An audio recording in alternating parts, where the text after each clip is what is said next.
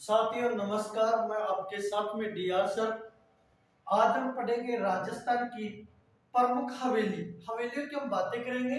तो साथियों देखते हैं हवेली कब बनी, किसके शासनकाल में बनी या किसने बनवाया, कौन सी हवेली प्रसिद्ध है, इनके बारे में आज चर्चा करेंगे। हवेलियों की हम बातें करेंगे। हवेली देखो साथियों, हवेली बनाने की जो कला आई राजस्थान में वो कहां से आई। देखो हवेली बनाने की कला राजस्थान स्वयं की कला है। तो हम इसको देखते हैं। हवेली बनाने की कला राजस्थान की स्वयं की कला है। स्वयं की कला है। यह कला राजस्थान में 17वीं से 18वीं शताब्दी की मानी जाती है। साथियों ध्यान दो, हवेली बनाने की जो कला राजस्थान में स्वयं की कला है, ये कला कब से 17वीं से 18वीं शताब्दी की मानी जाती है। तो देखो हम देखते हैं हवेली की बातें, एक बार ध्यान दो, चित्र के माध्यम से समझेंगे।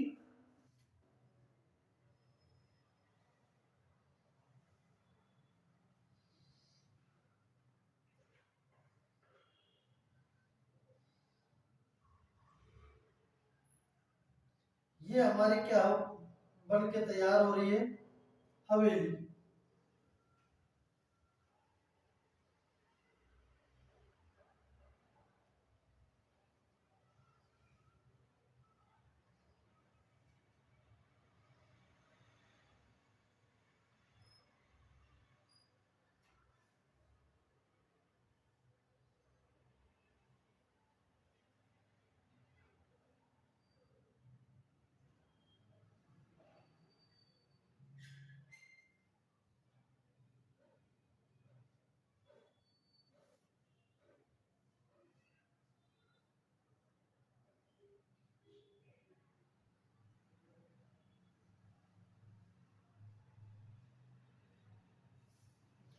साथियों ध्यान दो, हवेली बनकर तैयार हो गई है।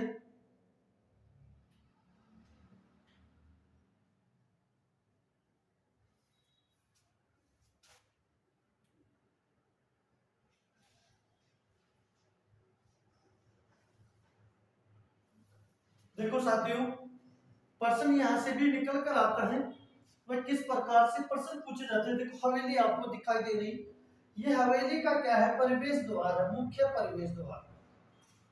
इसको क्या कहते हैं, मुख्य प्रवेश द्वार। तो पूछा जाता है कि मुख्य प्रवेश द्वार से प्रवेश करते हैं तो उसके बाद दो बड़े बड़े चबूतरे को किस नाम से जाना जाता है। यानी हवेली के मुख्य द्वार के बाहर दो बड़े चबूतरे हैं, उनको किस नाम से जाना जाता है। ये प्रश्न भी बार बार पूछा जाता है। उनको अपन कहते हैं गवाक्ष कहते हैं। क्या कहते हैं उसे, गवाक्ष कहते हैं। हवेली के मुख्य द्वार के बाद दो बड़े बड़े चबूतरे होते हैं, उनको क्या कहते हैं, गवाक्ष कहते हैं। गवाक्ष से अंदर जाकर जो महिलाएं बैठती हैं खुला सा दिखाई देता है, यहाँ इसको किस नाम से जाना जाता है। इसको वहां पे उस समय पोल कहते थे। क्या कहते थे इसे, पोल कहते थे। पोल से जस्ट अपन आगे जाएंगे, जिनको जिनके तीनों ओर क्या है, कमरे हैं। देखो इधर की साइड में कमरे, इधर की साइड में कमरे और इधर की साइड में कमरे। जो ये जगह दिखती है खुली सी उस जमाने में चौक कहते थे। क्या, चौक। बाकी कमरों को क्या कहते थे, तिबारा कहते थे, तिबारा। साथियों ये चीजें भी ध्यान रखना है। फिर हम इसके बाद में बात करते हैं हवेलियों की। हम सबसे पहले पढ़ेंगे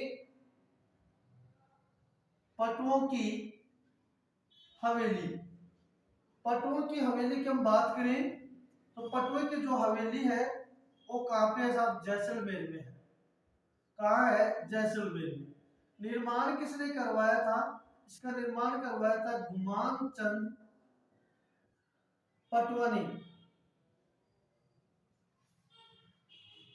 हवेली का प्रसिद्धि का क्या कारण है, यानी किस कारण से हवेली प्रसिद्ध है? भित्ति चित्रण एवं जालियों की कटाई हेतु, जालियों की कटाई हेतु। फिर इसके बाद में जैसलमेर की हवेली की बात कर लेते हैं।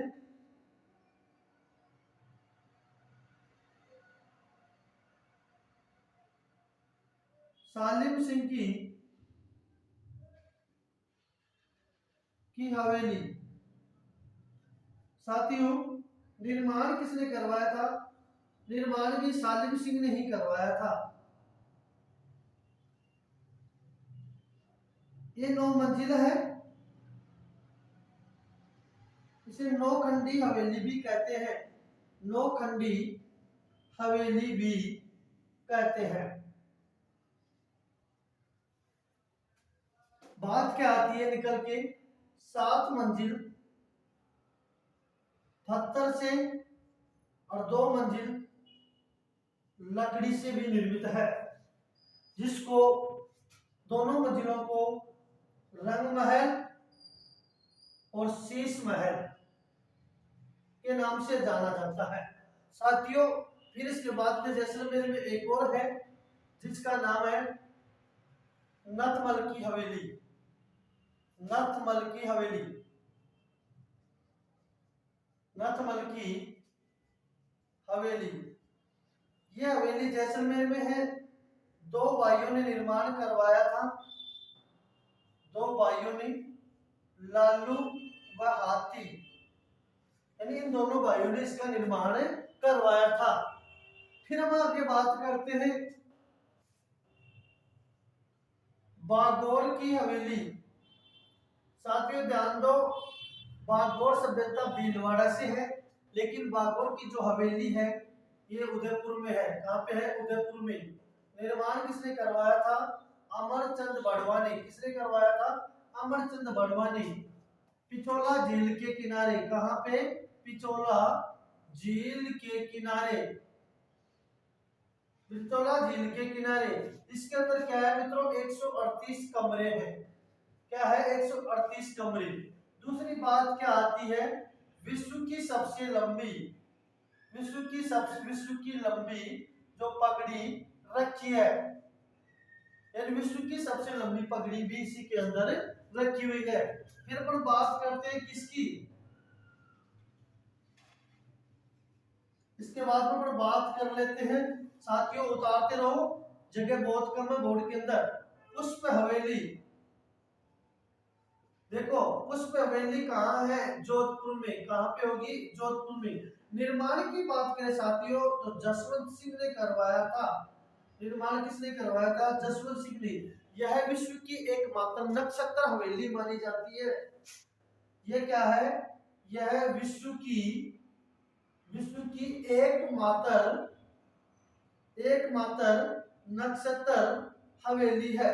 साथियों इस प्रकार से हम हवेलियां पढ़ेंगे। अगली हवेली अगली वीडियो में देखेंगे। अपने साथियों में शेयर कर दो। जय हिंद साथियों।